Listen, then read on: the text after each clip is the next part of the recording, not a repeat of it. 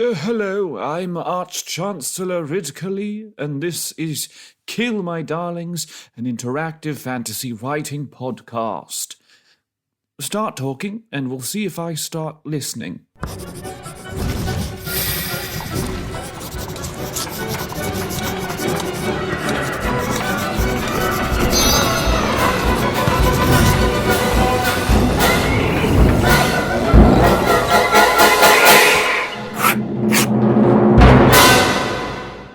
Hello, I'm Hayden Rogers, and this week we're finally talking about schools of magic. What do I mean by that? Well, not schools as in education, but rather specialisations or genres, the different terms and meanings of different kinds of magic. I think I've mentioned a few times now that this episode has been coming. I think for me, this is one of the major missing pieces left to discuss in the big picture of what magic is in WIPworld. But first, the comment section. Maybe that's what I should call this, as like a segment. That's kind of boring though. Maybe killer comments, because darling killing. Time for killer comments. So today I'm spotlighting my Instagram followers because I just hit over 1,000 followers, which is cool. Though, to be 100% honest, I feel like a pretty big percentage of those people don't listen to this podcast. They just like the content, but they still have thoughts, so they're worth talking about. So as promised, I've shared a sketch I made of the logo, I guess you could call it a logo, of the Cloak and Dagger Company, which we discussed in last episode, episode 8. It was pretty well liked. In fact, I got no negative reviews, but it's sort of a C and a D that makes a circle, and then there's another C overlaid on that, like a smaller concentric circle, and then there's a dagger that sits behind the design. And I shouldn't be bothering to describe it, really. Just go look at any of the socials because it's there and you can just look at it. Likewise, I posted a few pictures of the 3/4 length black cloaks that I like as a style idea for the uniform of the Cloak and Dagger Company. One had a suit under it, which I thought was kind of cool. I like that the 3/4 thing kind of suggests uniform rather than a traveller's cloak. At Aramanth Letters pointed out that this style is actually in use at Portuguese universities, one of which they went to because I assume they're from Portugal. And they said that that's where J.K. Rowling actually got the idea for Hogwarts robes because they even have house colours there. I thought that was pretty interesting, but also I'm not super thrown off by the idea of this knowledge. Something I do want to consider, though, is the colour, black.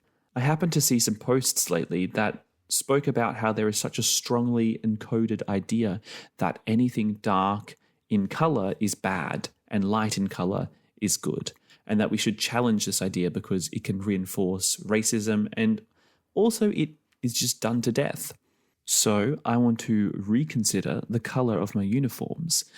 I'm a little torn because black is just like a stealthy colour, but also our police forces and military forces aren't usually in black. I think in terms of the police, probably it's to seem less threatening, which is why forces like SWAT teams are in black. But in terms of the idea of stealth, they don't really need to hide because they're police. They should be visible and recognizable because that's what creates this idea that they're everywhere. At Macabre Chronicles started their Kill My Darlings journey and made special mention of my comments about Tolkienism and also kindly offered me a copy of their book. We had a good chat about representation of diversity and things like that. And it was good timing because I also posted a quote from the last episode. The unspoken standard of fantasy is Eurocentric, even so far as using outdated imperial measurements like miles and inches. Why can't we do something different? Several people had thoughts about that quote. At Briz Vegas Home agreed and added that also there seems to be a lot of gun violence imported from American culture too. At TGLS_Alicia had a counterpoint saying that I think we are getting a diverse offering nowadays. Not all works from other cultures are translated into English. I thought that was a good point because I was just coming from my perspective as a Western person. At I Will Finish Writing agreed with the original quote, though, saying, as someone from the other side of the world, I yearn to see more fantasy books set in fictional worlds from or inspired by my side of the world. The problem isn't really the availability of these books because there are a lot of them. It seems that readers don't seem to be familiar with them because of the distribution and the language gap. I always told myself to add details of my country in every book I write. I think that last point is great. You should represent where you come from and your culture in what you write.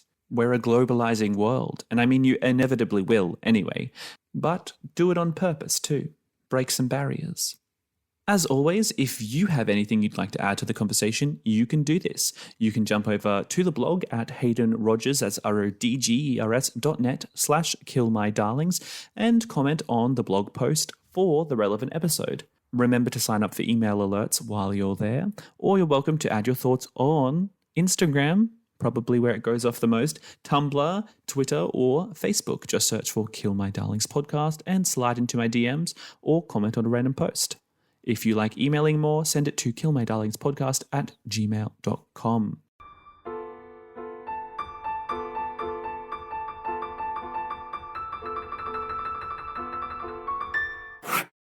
So, schools of magic. I guess that's my first question immediately. How would you term specialisations of magic?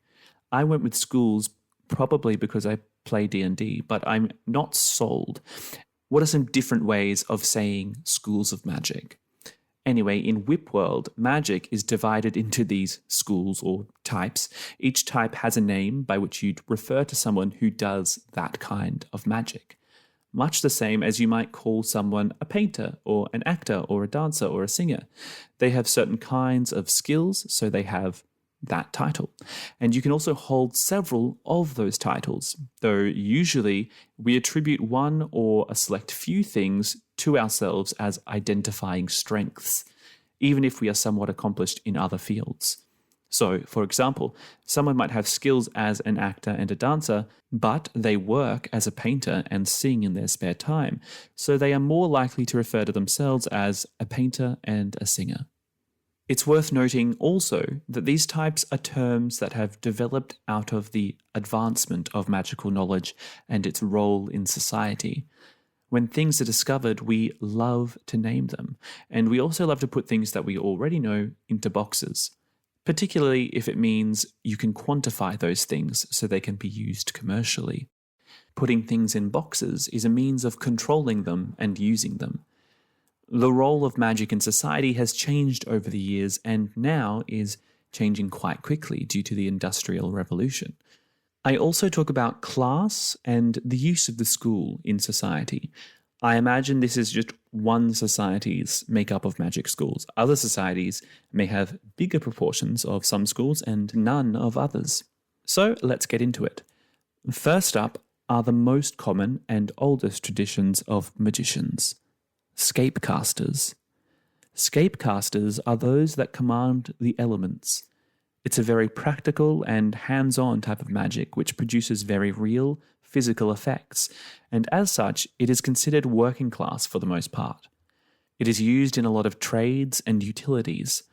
Often scapecasting skills used for labour or work are passed down within families, and this creates a cycle where people are taught a set of skills for the jobs their parents have, and so are more likely to also go into that work, the family business. Of course, advanced ability as a scapecaster could make someone quite formidable and an important asset to many, so usually they would find themselves moving in upper classes or highly ranked in military forces.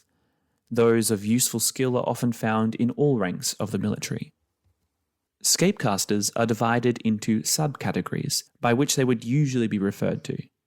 Kindlers work with fire and could be blacksmiths, furnace operators, firemen, and forest fire rangers. Pommels work with rock and stone and could be miners, masons, construction workers, or in agriculture and land works. Sluice command water and might be found in a water pump station, navy and shipping, or fishing and agriculture. Billows command the air and are useful in air travel and again shipping and fishing. A ravalier is someone who controls plants, and they work in agriculture, landscape gardening, and land clearing. Spurs control animals and are used to herd livestock, guide horseback armies, and deal with wild creatures. Lastly, zards are concerned with the weather. This was once a rich practice which has now been reduced to mainly providing good weather for crops. The old traditions are now kept relatively secret by the Zard monks in the Zardistries. That was one of the most complex schools, so don't worry if that seemed like a lot of different subcategories. Next, we have deep readers. A deep reader uses magic to manipulate and investigate the mind, see possible futures, and locate people and objects. You could relate it to psychic powers. Magic in this area is a relatively modern advancement in magic, as it required a greater understanding of the mind, spirit, and soul to achieve it. It is relatively difficult to master, requires higher education, and isn't a common skill. On top of that, it is not commonly studied because there are few career pathways. However, when it is studied, usually all three of the subfields are learned. Those subfields are rummager. Rummagers can magically extract information from objects and people. They also create false memories and emotions and can plant these on objects or in the mind. You could find basic rummaging skills useful in accounts and admin, or more powerful rummagers have a place in governing, sensitive information, and policing. Waywatchers. A waywatcher is considered an advanced rummager, or an extension of that skill. They use their superior abilities to read possible futures. Corporate espionage, government polling, ruling, and fortune-telling are usual occupations. Fortune-telling is a serious trade, though street vendors still give it a go too. However, if they are too good, they might be investigated. Far spy. Far spies are clairvoyants, seeing afar, using telepathy, tuning into someone's activities, and contacting the dead. Policing, intelligence work, mediums, debt collecting, and communications all use far spies. In general, deep reading is used primarily for upholding the law and investigating crime, especially crime involving other deep readers. It's highly regulated in cities, and crimes involving deep reading or unsanctioned practice are punished harshly. Unreading charms and protective enchantments are also increasingly commonplace, though they aren't infallible, as these can be overcome in a contest of power by skilled deep readers.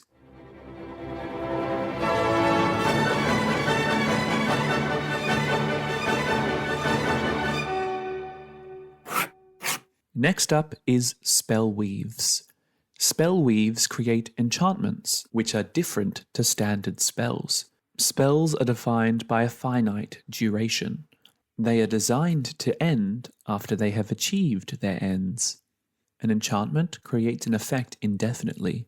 Thus, this is a different skill set to all other magicians, regarded as highly powerful and an ancient tradition. However, despite this history, in modern times, there are less powerful spellweaves who enchant things for the domestic level. A broom that always sweeps up at 3 p.m, a door that only opens to your voice.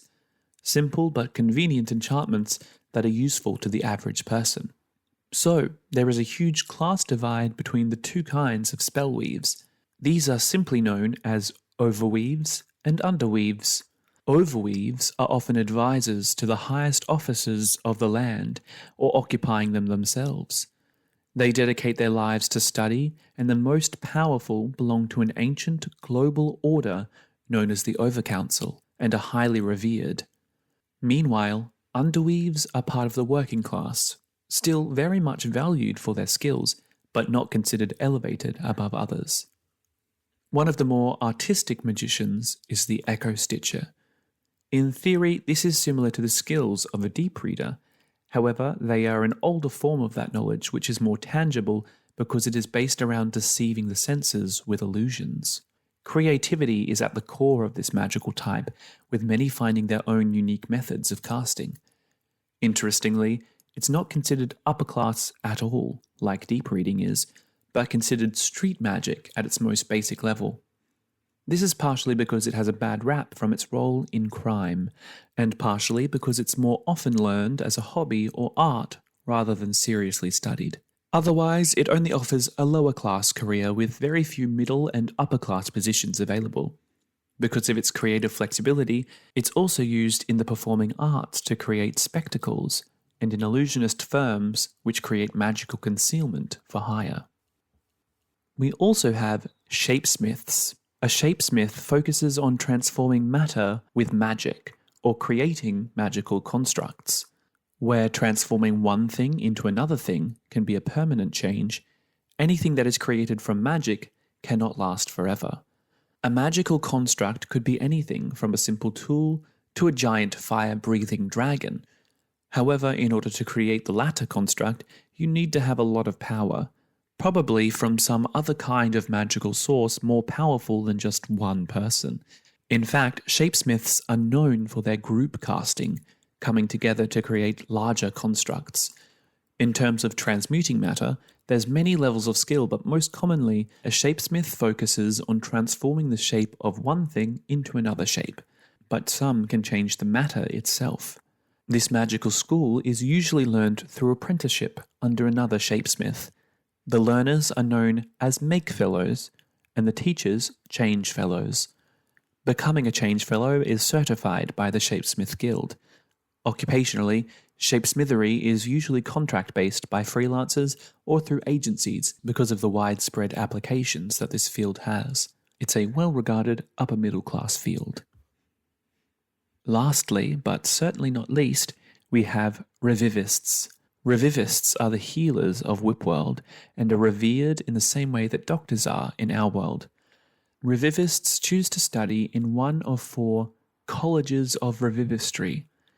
These are the College of Body, concerned with physical wounds of the flesh, the College of Mind, concerned with afflictions of the mind, the College of Blight, concerned with disease and poison, and lastly the College of Death, a much smaller body but highly advanced college of study concerned with reviving the dead and protection from deadly magics, which requires advanced knowledge of all other colleges.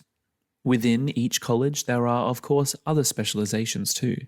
Comparing revivists to real-world doctors is also accurate in terms of their standing in society. Because of the complexity of the body, magical healing is not a one-trick-fixes-all situation. In fact, there is still a fair amount of physical work that needs to be done, though there is the aid of magical potions and equipment as well. And that's all the schools of magic that I have. What do you think? What's your favorite? I feel like that was probably a lot of information to drop at once, but I'm interested to know if it was like fairly easy to follow, made sense, and didn't seem excessive. It's sometimes hard in world building to strike the balance between the complexity of reality and the beauty of simple storytelling. I'm just glad I finally got to make this episode, and you can probably look back at older stories now and recognize the school of magic that some characters belonged to. Just before we jump into the short story, I'm going to tell you about another podcast on the That's Not Canon Productions network. This one is just a lot of fun and perfect for all fantasy lovers. It's called Therapy for Monsters. Every week, Tim, who is an actual therapist, sits down with a fictional monster like Gollum or Cookie Monster and therapizes them, complete with funny impressions, which is something we have in common. And of course, because it's on the That's Not Canon network, you can find it in all the same places as you find mine. Now it's story time. This week I tackled another pretty tropey story, but brought into play everything we've spoken about so far, obviously focusing on different kinds of magicians. I also decided to write this one in the first person. It was something I'd meant to do just to shake things up and try it, and it was great to do. It's hard to do without really feeling like you know the voice of the main character, but let me know what you think. The story is entitled Potluck.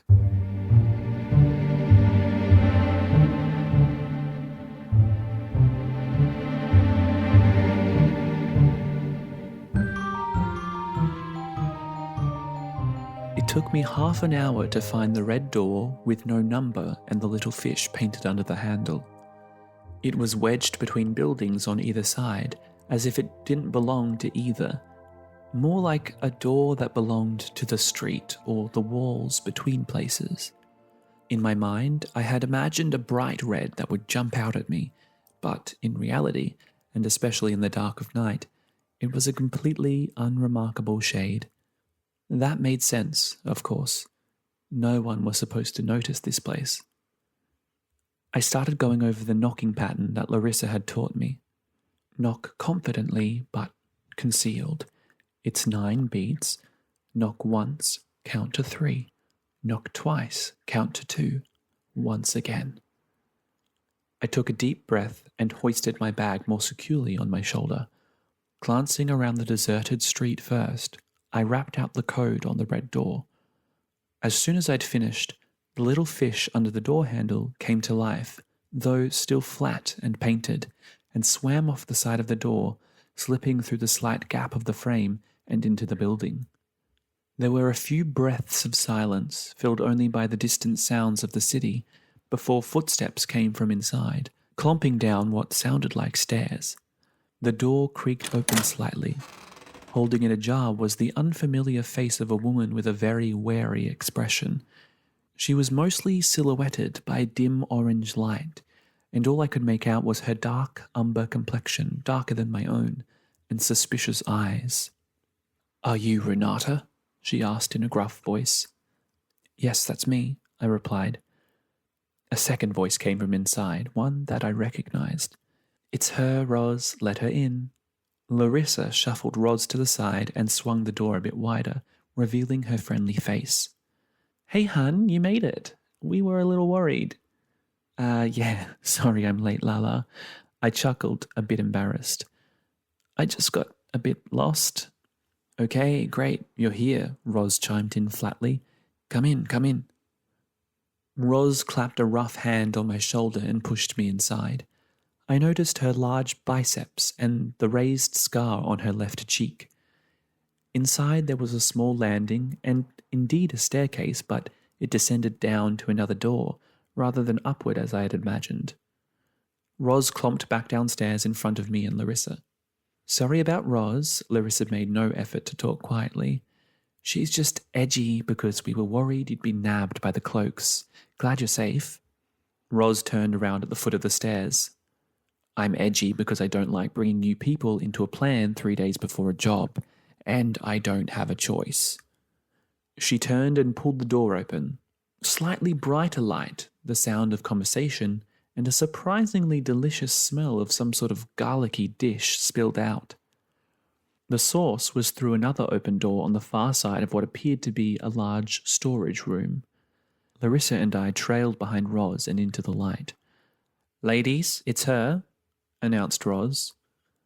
Larissa motioned me forward and I walked into the room. It was decorated quite nicely with paintings on the walls, floor lamps, and a wooden lounge set with pale green upholstery. In the center was a large table with what I guessed was a potluck dinner set on it. Sitting around it were 3 other women. "Well, hi, I'm Jace," said one who looked around my age, maybe in her 30s at most, wrapped in a sky-blue shawl which swallowed her small frame. Her kind expression seemed genuine and her eyes sparkled knowingly. "And I'm Andra. Hope you're hungry," said another. Andra was definitely in her 40s. She was fastidiously dressed in a dusty pink long-sleeved blouse and had her black curls tied in place neatly with a white bow. She had already started putting food on a plate for me, which struck me as probably the reflex of a mother. "Were you followed?" asked the last woman, eyes darting behind us to the entrance. She was at least 70, but had no sense of frailty and was wearing all black, including a turtleneck sweater and a headscarf she had tied around her greying hair. "Those cloaks are slippery bastards," she continued. "We're fine, Gran," said Roz. That's my grandma, Leslie Ona. but we call her Gran, or Les, she explained to me. I nodded. Hello, everyone. I'm Renata. I waved to the group, instantly regretting it and awkwardly sticking my hand back down at my side. Thanks for having me, I guess. I don't really know what to say in these sorts of situations or meetings. She seems green, Gran said. I could immediately see where Roz got her bluntness from. She's saving our skins, Gran, said Larissa, placing her hand on my shoulder. Come and sit down and eat something, Rennie. I sheepishly took a seat at the table and Andra passed me the plate of food she'd prepared. Gran leaned over to see what I'd been given. Oh, that's my garlic butter potatoes, she said proudly. They smell delicious, I replied. All right, ladies, let's go through the plan for Renata. Larissa? Roz, standing by the wall, gestured for my friend to take over. Larissa turned to me in her chair. Sure. So, as you know, Roz and Gran helped build the new bank. They know the layout and also have been working hard tunneling. You're Pommels, right? I said, turning to Roz and her grandma. Roz smiled coolly. Turning to face the stone wall, she sank into a kind of lunge, kissed a ring on both her middle fingers and clapped her hands together sharply. Biceps bulging, she rigidly pulled her hands apart, as if holding tight to something I couldn't see. As she did, the stones of the wall shifted and seemed to peel back from the point right in front of Roz. It was like the wall was being pulled carefully apart by the invisible hands of a giant, leaving behind a roughly door-shaped hole. Beyond it, there was a tunnel through the earth which quickly disappeared into darkness. Gran looked on proudly, then turned to me. We've been Pommels for generations, she said. Some of the best there are, no doubt. Well, I'm impressed, I replied, probably looking a little too enthusiastic. Andra works at the bank, Larissa continued. She works as an underweave, enchanting protective mechanisms on deposit boxes. You'll have noticed her handiwork at the front door, the fish. I nodded to Andra in recognition. Most of her work will come when we bring back box 3048 and have to get through the locks. But she also got Jace in a room with the executive records, so that's how we were able to actually locate the right box. I looked over at Jace, a thought striking my mind. But how did you read the records? Only their rummagers can read those records, right? Jace obviously knew what I was hinting at. You're right, in theory. They create the records by placing memories of the information into the blank pages of the books, then burn all traces of the original information. As she slowly spoke, she took out a small square of paper and began folding it back and forth. Anyone who can't rummage can't read the records. All they'd see are blank pages, in theory. Her focus was on me, but her hands deftly folded a shape from the paper. And of course, rummagers are all registered. It's illegal not to be. And basically all rummagers work for the government, trained by the government. So the system is safe. In theory. Jace finished folding and placed a paper bird on the table. I blinked and suddenly all the dishes of food were gone. In their place, the food had been spooned across the table to form 3 words. I'm not registered. I jumped a bit in my seat, shocked at the change. Everyone else around the table chuckled a little, apparently expecting this. Jace winked at me and then slapped her palm down on the paper bird, squashing it. In another blink, everything was back to normal. A false thought? I asked, slightly shaken by the invasion of my mind. Correct, she replied, smiling that genuine, kind smile. Larissa rubbed my shoulder comfortingly. And you know me, and what I can do, I'll be doing the sneaking. She turned to the group. And you all know that Rennie is an echo-stitcher, like me. Just way more talented. What are you talking about, Lala? I objected. Just show them, honey, Larissa replied. I rolled my eyes, but retrieved my paintbrush and art book from my bag. Flicking through the pages, I came to the right image. I took a moment to calm my bubbling nerves and taking the size and shape of the room we were in, picturing the difference between here and there, the image I wanted to create. High walls, light, sandstone columns and carved arches. I began tracing my brush over the image in my book. The group looked around expecting something instant. All they might have seen were almost imperceptible ripples through space. After about a minute, the change began setting in. The room was getting bigger, and now wider, much wider. Columns of sandstone seemed to emerge from the expanding space, which was vague to look at, like you were squinting through hazy eyes after being suddenly awoken. After just a few more minutes, the women, the table, and the potluck dinner all appeared to be sitting in the foyer of the bank.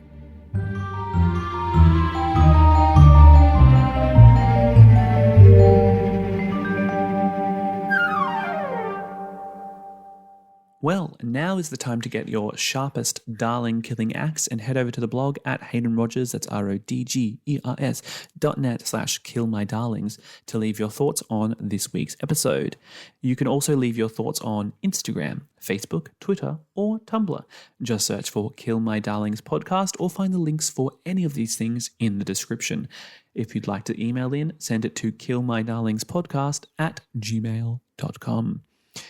And if you like this show and you want to show your support, please consider becoming a patron of the Kill My Darlings podcast on Patreon. Again, just search that or hit the link below. Thanks for listening, and I look forward to killing some darlings with you soon. Bye!